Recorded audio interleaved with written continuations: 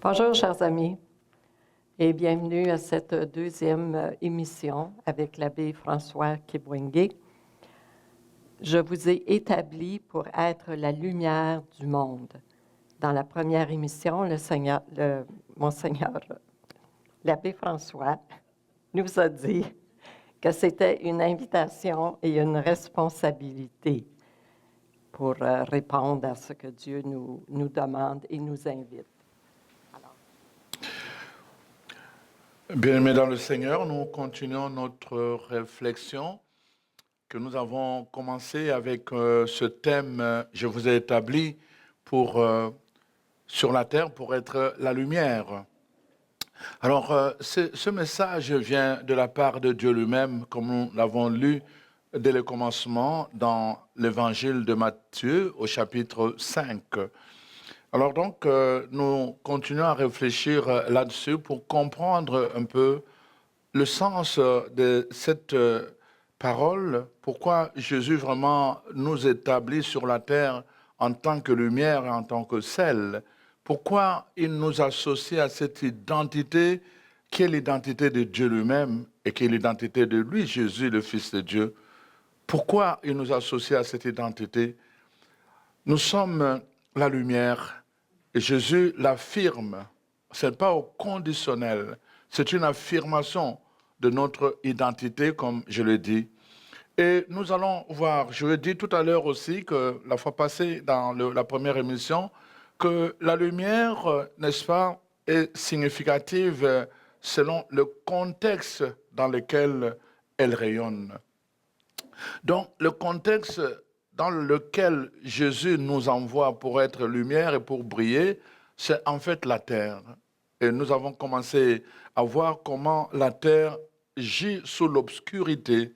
Et à cause de cela, les enfants du monde préfèrent les œuvres des ténèbres plutôt que les œuvres de lumière. Pourquoi? Parce qu'on a l'impression que les ténèbres continuent à prendre de l'étendue, de la place, alors que la lumière ne fait que reculer. Si la lumière recule, c'est parce que les enfants de lumière sont en train de démissionner, c'est-à-dire de cacher leur lumière.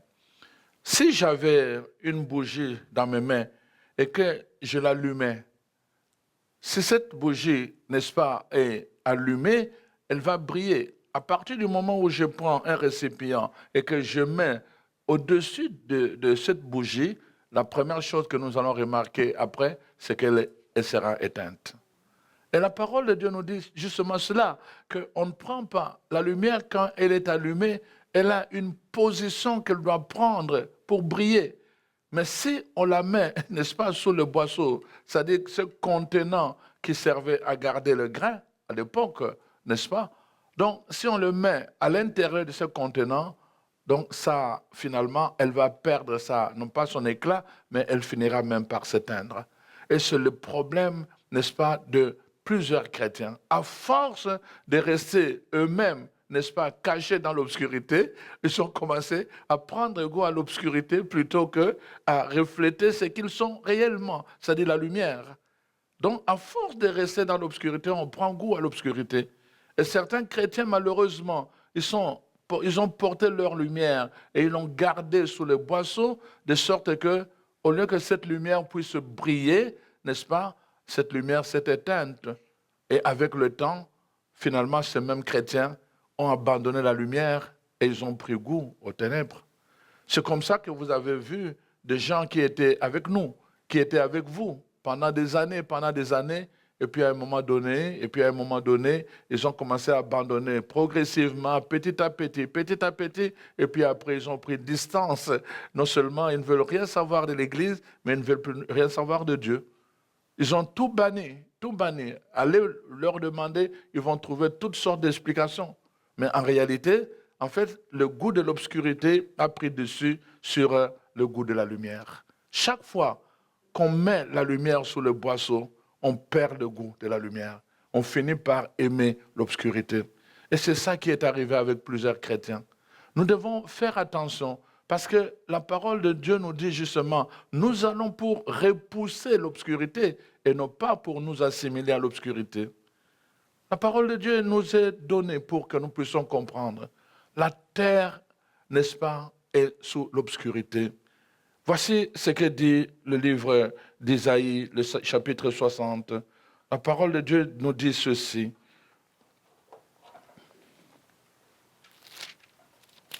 Isaïe 60, la parole de Dieu dit ceci. Lève-toi, première chose, sois éclairé, car ta lumière arrive et la gloire de l'Éternel s'élève sur toi. Voici, les ténèbres couvrent toute la terre, mais sur toi, l'Éternel s'élève, sur toi la gloire apparaît. La terre entière est couverte de ténèbres. Voici, les ténèbres couvrent toute la terre. Et on peut le remarquer par beaucoup de choses. La violence. Le langage de la violence est devenu un langage naturel. Et les gens s'habituent de plus en plus. Ça ne dérange plus les gens. On est en train de regarder de plus en plus dans notre société ce qui se passe. Donc, des choses autrefois qu'on ne pouvait pas accepter, actuellement, ça commence à s'imposer, même dans nos échelles de valeurs. Il y a des choses qu'on ne pouvait pas accepter il y a quelque temps. Aujourd'hui, les avortements, on encourage même les enfants à le faire. Ça devient naturel. À force d'entendre cela, on s'habitue avec. Il y a beaucoup de choses qui sont en train d'entrer dans notre monde, dans notre société. Beaucoup de choses. Et la parole de Dieu dit justement, les ténèbres sont en train de couvrir la terre. Pourquoi? Parce que les chrétiens ont choisi, n'est-ce pas, la voie de la compromission. Ou, comment on appelle ça au Québec, le langage là de politiquement correct, n'est-ce pas? Le politiquement correct. On a choisi ça. Bon, ce politiquement correct dont je ne parle, non, je préfère ne pas parler. Ce politiquement correct, bon, tout le monde a accepté, donc j'accepte. Ce politiquement correct. Alors, donc c'est ça que la parole de Dieu nous dit. Vous savez, la lumière dérange. La lumière dérange. Je ne sais pas ici chez vous, mais suivez les émissions. Et moi, j'ai été dans un pays où il y a parfois, dans certains endroits, des cafards. Donc, vous les avez en dessous de l'armoire, n'est-ce pas? Là, vous gardez des choses, beaucoup de choses dans l'obscurité. Ils vont se multiplier, se multiplier. Dès que vous venez avec une lampe torche et que vous allumez, c'est automatique. La première chose, c'est la dispersion. Chacun sauve qui peut. Il saute, il se sauve. Parce que la lumière vient le mettre à nu, la lumière vient le déranger. Ils doivent fuir la lumière alors qu'ils se plaisent dans l'obscurité. La lumière dérange. Le langage de lumière dérange. La lumière fait fuir les gens. Le langage de lumière va faire fuir des amis qui préfèrent l'obscurité. Mais justement, au lieu de ce langage, parce que nous avons été, et remarquez, Jésus lui-même, nous allons voir notre maître, son exemple. Jésus lui-même, il a dérangé. Pourquoi il s'est retrouvé sur la croix? Vous pensez que c'est pour le plaisir? Il dérangeait. Il a dérangé même ceux qui parlaient au nom de Dieu. Il a dérangé. Le langage de la lumière dérange. À partir du moment où notre vie ne dérange plus personne, à partir du moment où notre vie de foi ne dérange plus, nous devons nous poser la question, sommes-nous du côté de la lumière ou bien du côté des ténèbres? Avons-nous fait des compromissions ou pas? À partir du moment où nous ne dérangeons plus, la lumière dérange. Jésus a dérangé, les apôtres ont dérangé, c'est pour cela qu'ils ont subi la persécution. C'est pour cela qu'ils se sont retrouvés en prison. Ils ont dérangé parce qu'ils portaient en eux une lumière et ils en étaient conscients. Ils ont dérangé. Vous allez déranger si vous choisissez la lumière. Sinon, ça ne peut pas se faire autrement que par ce chemin-là. Et la parole de Dieu dit, la terre est couverte de ténèbres. Et nous devons en prendre conscience. Notre terre, notre monde, c'est la violence. On voit, on n'a jamais vu des choses qu'on voit aujourd'hui. C'est le pouvoir, l'argent, le sexe, la drogue, tout. Et tout devient normal et même normal. Correctement, politiquement correct. Donc, politiquement correct, c'est donc bien. Et nous avons adhéré à ça. Voyez-vous, chers frères et sœurs, peut-être moi aussi je vous dérange, mais ce n'est pas moi, voyez-moi. Je ne dis absolument rien de moi-même. Quelle autorité aurais-je, moi, de vous convaincre de quoi que ce soit, si ce n'est que par la parole de Dieu. La parole dérange. Jésus a dérangé. Les prophètes ont dérangé. Jean-Baptiste, on a décapité sa tête parce qu'il a dérangé. On dérange, on doit déranger. On doit déranger. Avec beaucoup de bonté, avec beaucoup de compassion, avec beaucoup d'amour. Jésus a dérangé parce qu'il aimait. Il est venu par amour. Il aimait ces gens qui étaient en train de mourir. Il aimait ces gens qui étaient en train de se perdre. Il aimait ces gens qui étaient en train de souffrir. Il aimait ces gens-là. Il aimait ces gens-là. C'est à cause de cet amour qu'il a dérangé. Il venait proposer autre chose que ce qu'il faisait depuis longtemps. Il venait proposer autre chose. Vous pouvez être heureux, vous pouvez vivre en paix sans nécessairement vivre dans cette vie-là des ténèbres. Il y a une autre voie qui est la lumière. Et c'est possible de trouver du bonheur à travers la voie de la lumière. C'est pour cela qu'il propose cette voie-là. Il dit, il y a deux voies, deux chemins. Il y a le plus grand que tout le monde choisit. Mais cette voie que tout le monde choisit, elle mène où? La Bible dit à la perdition. Et il y a une petite voie, une voie étroite. Et la parole de Dieu dit, non pas que les gens choisissent cette voie-là, mais trouver. Peu de gens ne la choisissent pas, mais ne la trouvent. Peu de gens. Il faut trouver cette voie pour choisir. Il faut trouver. Mais voyez-vous, pour la voie qui est grande, qui est grandement ouverte, on n'a pas besoin de trouver parce qu'elle est déjà ouverte. Elle est vraiment grande. On n'a pas besoin de trouver, on n'a que besoin de choisir. Mais pour la petite voie, il faut la trouver. Et peu de gens choisissent de trouver cette voie. Jésus est venu nous enseigner cela. Voyez-vous, la voie de l'obscurité, c'est la voie que tout le monde, c'est facile, il n'y a pas d'effort, il n'y a pas d'exigence, tout le monde fait tout. Tout est permis. Mais dans la voie de la lumière, la parole de Dieu dit, tout ce qui est permis n'édifie pas. Et c'est là qu'on est en train de balancer entre les deux. Je vous ai établi, mais vous êtes établi pour rappeler aux gens. Vous êtes établi pour rappeler aux gens qu'il y a une lumière, qu'on peut choisir la voie de la vie, on peut choisir le bonheur, on peut choisir la vie. Mais pour choisir le bonheur et la vie, il y a une voie qu'il faut choisir, qu'il faut trouver. On ne peut pas prendre la voie de la perdition et choisir la vie. Non, ça ne va pas ensemble. Quand on choisit la lumière, il faut que la lumière puisse mettre à nu les œuvres des ténèbres.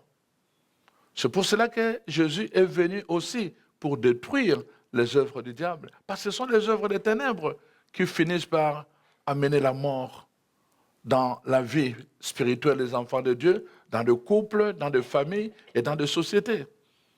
Les œuvres du diable, les œuvres des ténèbres.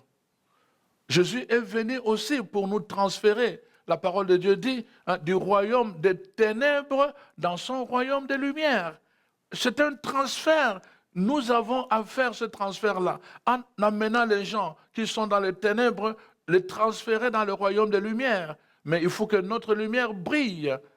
Si notre lumière ne brille pas, comment d'abord allons-nous trouver ces gens-là qui sont dans les ténèbres et comment allons-nous leur montrer le chemin pour qu'ils puissent être transférés dans la lumière s'il n'y a pas de lumière? Comment voulez-vous dire à quelqu'un que est-ce que vous connaissez ce que c'est la lumière s'il n'a jamais vu la lumière? il faut d'abord qu'il voie la lumière. Et cette lumière, il ne peut la voir qu'à travers vous qui êtes lumière. Si votre lumière ne brille pas, comment voulez-vous que les gens voient la lumière?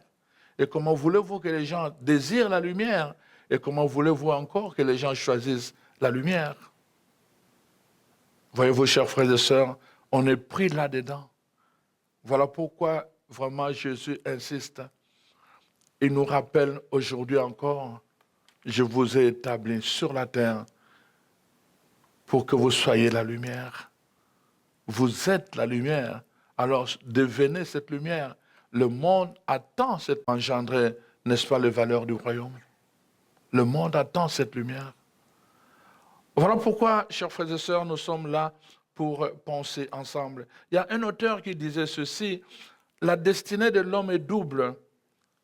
Il y a une, n'est-ce pas, qui est déjà écrite quand l'homme vient sur la terre. C'est pour accomplir une mission. Mais il y a une autre, n'est-ce pas, destinée qui est écrite en fonction de comment nous pensons, comment nous écoutons et comment nous agissons. Donc, il y a une destinée qui est déjà écrite. C'est-à-dire que du point de vue de Dieu, nous sommes déjà inscrites comme il y a en nous cette écriture que nous sommes la lumière du monde. Ça, c'est la première. Mais il y a une deuxième qui nous engage nous-mêmes. Maintenant que la lumière est inscrite dans notre ADN, dans notre identité, maintenant, la deuxième destinée, c'est que nous devons nous comporter de sorte que cette lumière brille dans notre façon de penser, dans notre façon de parler, dans notre façon d'agir. Et quand nous faisons de cette façon-là, alors nous faisons, n'est-ce pas, concourir les deux destinées, n'est-ce pas, au même point culminant. Le problème, c'est que Dieu dit de nous une chose et nous appelle les enfants de Dieu, les enfants de lumière. Quand nous sommes nés de Dieu, nous sommes nés de la lumière. On le dit, n'est-ce pas, de Jésus lui-même, dans le credo, n'est-ce pas? Le credo le plus long. Nous disons ça, lumière née de la lumière. Et nous sommes nés de la lumière. Voyez-vous? Donc, Dieu nous considère comme cela. Nous sommes les enfants de Dieu. Nous sommes les enfants de lumière. Et Dieu nous considère comme lumière. Nous sommes cela. Mais la chose la plus grave maintenant, c'est que nous devons ajuster notre vie pour que ça corresponde avec ce que Dieu dit de nous. Le problème, comme je le disais tout à l'heure, c'est que la plupart des enfants de Dieu vivent en contradiction notoire avec cette identité première, c'est-à-dire l'écriture de Dieu. Dieu dit ceci, mais nous vivons en contradiction avec ce que Dieu dit de nous. Et à cause de cela, nous ne faisons que retarder, n'est-ce pas, l'avènement du royaume. Et la création continue à demeurer dans la souffrance de l'enfantement, dans la douleur de l'enfantement. Parce que les enfants de Dieu ne prennent pas la résolution, n'est-ce pas, d'allumer leur cierge. Nous sommes enfants de Dieu, chers frères et sœurs, et alors nous devons vraiment faire attention. Nous traversons ce moment difficile au niveau de la société, mais aussi au niveau de l'Église. Mais en même temps, comme je disais à certaines personnes, ce moment, c'est aussi une opportunité. Une opportunité pour nous chrétiens, pour notre Église, de révéler son identité. C'est une opportunité. Arrêtons de critiquer, arrêtons de nous plaindre, arrêtons de murmurer et toujours de pointer les autres et c'est la faute aux autres. Arrêtons cela.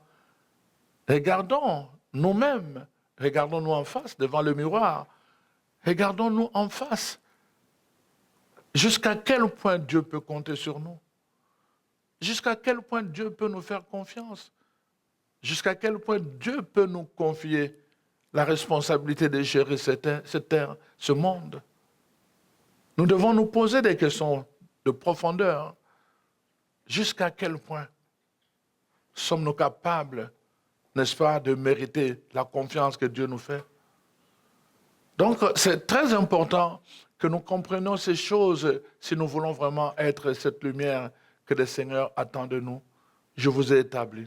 Cette position-là, quand nous la perdons, il y a toujours une menace. Nous avons vu à travers tout, n'est-ce pas, toutes les guerres qui ont eu lieu dans l'histoire du monde, chaque fois on le voit en Russie avec l'Ukraine. Donc quand un pays attaque l'autre, et chaque fois qu'ils gagnent un territoire, la première chose, ils vont dresser leur drapeau pour dire maintenant ce territoire est sous le contrôle de tel pays. Chaque fois. Dès que l'autre pays revient reprendre le territoire qui a été confisqué par l'autre, il remet son drapeau pour dire maintenant ce territoire revient à nous. Dans le monde spirituel, c'est la même chose. Entre la lumière et les ténèbres, c'est deux drapeaux toujours. Donc à certains moments, c'est le drapeau des ténèbres qui est planté et dit non, ce territoire, nous l'avons gagné. Et puis après, s'il y a des gens, n'est-ce pas, des enfants de lumière qui se lèvent, et alors ils repoussent les ténèbres et ils plantent les drapeaux de la lumière. Mais on a l'impression qu'il n'y a plus de drapeaux de ténèbres que des drapeaux de lumière. Dans nos maisons, dans nos familles, dans les couples, dans les communautés religieuses, dans l'Église. On a cette impression, la parole de Dieu, il y a, même à l'intérieur de l'Église, on a l'impression que les ténèbres sont entrées. Il y a un musicien de chez moi qui disait ceci, un chanteur, il disait ceci: j'ai cherché le monde, je l'ai trouvé dans l'Église.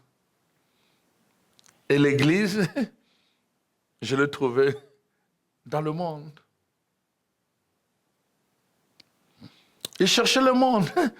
Les contre-valeurs du monde se sont retrouvées à l'intérieur des communautés religieuses, à l'intérieur des communautés ecclésiales, à l'intérieur de l'Église, les contre-valeurs du monde.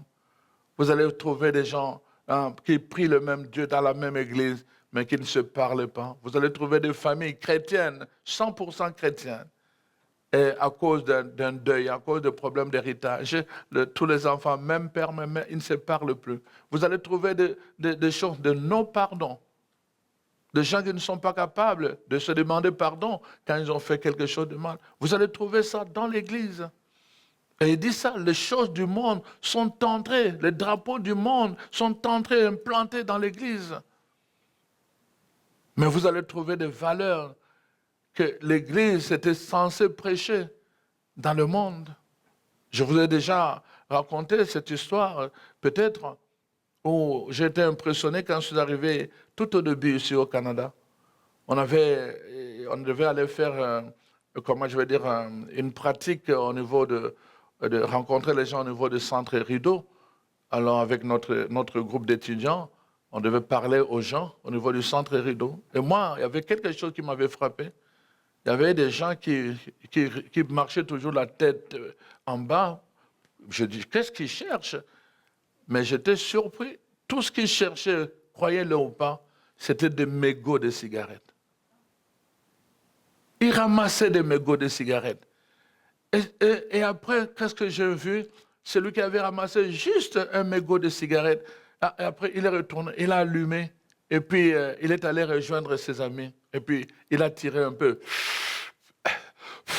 Et il a donné à son ami. Son ami a tiré un peu. Il a donné à l'autre. L'autre a tiré un coup. Il a remis au premier. Juste un petit, même pas une cigarette entière. Je les ai vus se partager un coup à la fois.